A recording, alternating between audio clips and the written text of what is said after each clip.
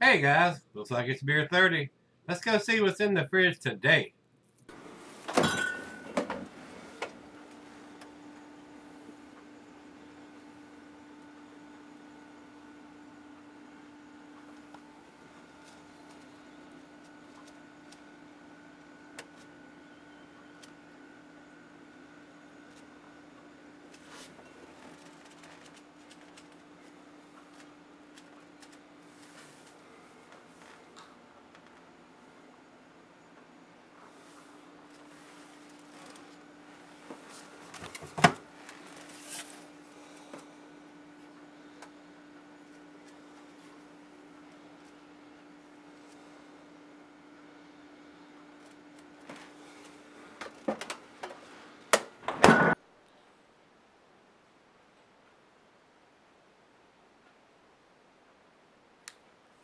Hey guys, thanks for stopping by Gregsbeerreviews today.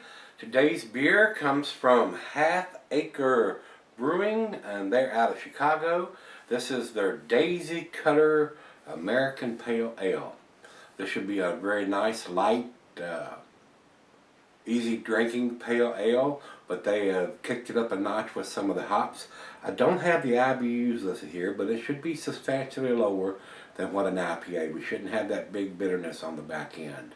But it is a hop forward pale from what I've read about this beer. So anxious to try this. This is a big 16-ounce can. Mike sent this down to me from Illinois. And it doesn't have a date, but he did send me a note with this. It says here 5.2% American Pale. Half Acre does not date their cans, only the cases. This was on the shelf, and the man at the store said they had just got these in. So, and he doesn't have the IBUs listed here either. So, I don't know what the bitterness is. Once I get it in the glass, give it a taste, I'll give you my idea of what I think what it is about the taste and stuff. It should be down in the 40s and 50s for a pale ale, not up in the 60s and 70s where you get that big bitterness on the back end. So, commercial description. This is a 5.2%er though. West Coast pale ale, chock full of dank aromatic hops. This one's a screamer, hoarded. Available all year long, 5.2%. And that's basically all it's saying here. So it's a West Coast style pale, a little on the hoppy side according to what I've read here, guys. Food pairings for this beer. Cuisine is your Pan-Asian. Cheeses are earthy Camembert Fontina, your nutty cheeses. Asiago, Colby, Parmesan, your tangy, your brick cheeses, Edam and Feta. And the meat is poultry. Glass right a pint back. Becker, tumbler, mug, Stein, Seidel, your typical glasses they give you. I like using the solvent beer glass here, guys, on these beers. It enhances the aromas with the shape of the glass. And it says here, not recommended for extended cellaring. So let's get it into the glass and see what we got going on here. I think I have done a couple beers from them that's been sent to me. They are not available here in Virginia. Not this part of Virginia where I'm at anyway. Maybe Northern Virginia may get some of them, I'm not sure. And I'm not going to be able to get it all in the glass there. We got us about 2 fingers of head on that pour. Very nice orange tangerine color. A lot of bubbles streaming up. Good looking beer, it really is. A lot of bubbles streaming up. Nice creamy white frothy head there. Let's get a nose on it. Nice citrusy pine. A little bit of dankness that they spoke about in the commercial description. Maybe some hints of some tangerines, oranges, maybe some apricots in there, a little tropical fruit notes, very juicy smelling. Smells pretty good for a pale. Let's give it a try. Cheers, everybody. Cheers, Mike.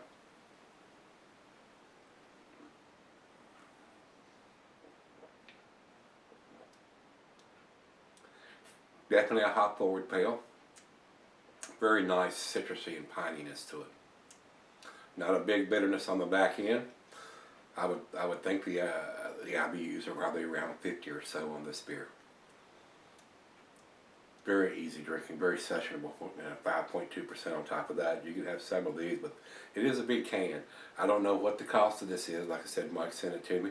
Mike, you might put some comments in there if it's available in the 4-pack or the 6-pack, how it's actually done, and how expensive it is. If it's $10 a 4-pack or $10 a 6-pack, or how expensive it is. I wouldn't think that a 16-ounce would come in a 6-pack. It may. But being 16 ounces, it may be $12 or $13 for 6 16-ounce cans as opposed to 4 16-ounce cans. So, very tasty. Be a great beer for somebody that wants to get into IPAs but find them too bitter. This has a very nice hop presence, but it doesn't have all that bitterness that the IPAs have to go with that. So, very nice rendition as far as I'm concerned of a hoppy pale. Very tasty. Well, let me take it back and let her have a sip or 2 or 3 and sip on a little bit and see where we end up. Alright guys, I'm back. Got just a little left. Very citrusy. Nice pininess to it.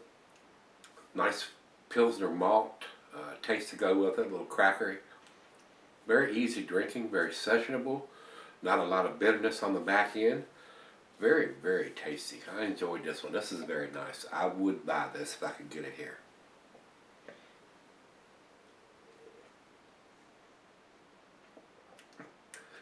A little bit of tropical fruit notes, not a lot, but there is some there.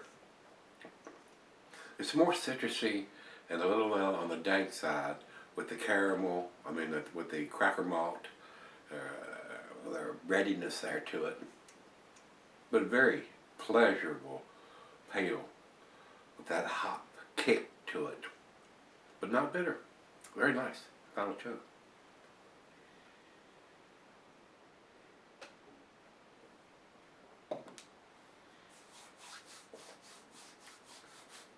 Like I said earlier, a great beer to transition into if the IPAs are a little too bitter for you, but you like that hop presence there. So this is a good transitional one to get into a pale that has a little more hop presence to it.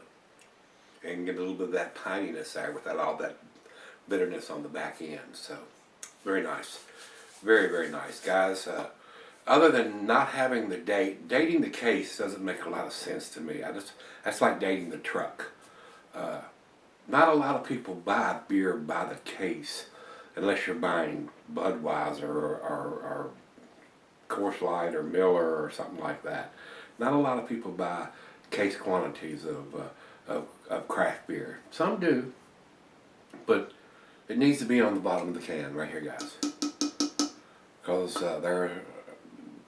just about every craft beer store in Virginia sells singles. So how are you going to know once it comes out of the case how old the beer is? Has this been sitting on a shelf for a month, 2 months, 6 months, 12 months? So, and for a hop forward pale ale, you need to know that.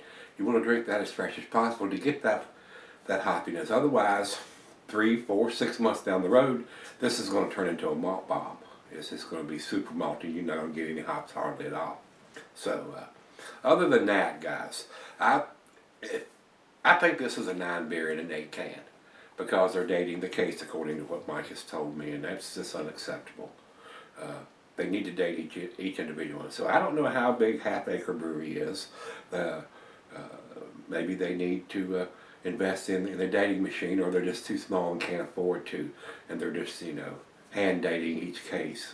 That's my only fuss about this, that the can is undated. So 9 beer in an 8 can, as far as I'm concerned. It does have the alcohol by volume on it, but it doesn't have any IBUs listed here, and neither does either one of the slides, Rate Beer or Beer Advocate, either one. So if I was putting a numeric rating on this, guys, it would probably be 90 or 91, somewhere in that area, maybe even a 92. It is pretty tasty. It's pretty hop forward. I enjoyed it. Over to Beer Advocate, they say 93 in the outstanding range. Wouldn't argue with that a bit. That's still in the 8 categories as far as I'm concerned. Over to Rate Beer. Rate Beer says overall 99 and 100 in the style. awesome numbers from those guys. And if it had a date on it, I would probably give it a 97 or a 98. But not having that date, that cost them a grade point. So I did enjoy it. At least they're dating the cases anyway. So if you go into the beer store and they still happen to have some cases or a case of it left, you might be able to go, let me see the case so I'll see how old the beer is. A lot of times you can't go by when the guy says, well, we just got that in. When? Last month. So he's going to tell you what you want to hear. Trust me. He wants to make the sale. So even if it's been on the shelf 2 months, he's going to say, well, we just got that in. Yeah, right. So you always check the bottle. Always check the can. And sometimes, unless you really trust your beer guy, how old is this beer? Oh, it's not old. Right. Okay, we're going to wrap it up, guys. Very tasty beer. Mike, thanks again for sending it down to me. I did enjoy it. I would buy it here if it was a dated can. Don't want to rely on whoever's working the cash registers to tell me how fresh my beer is. Not gonna do it. Alright, guys, that's it. Come on back tomorrow. Let's go see what's in the fridge. If you've had this beer, let me know what you think. See ya.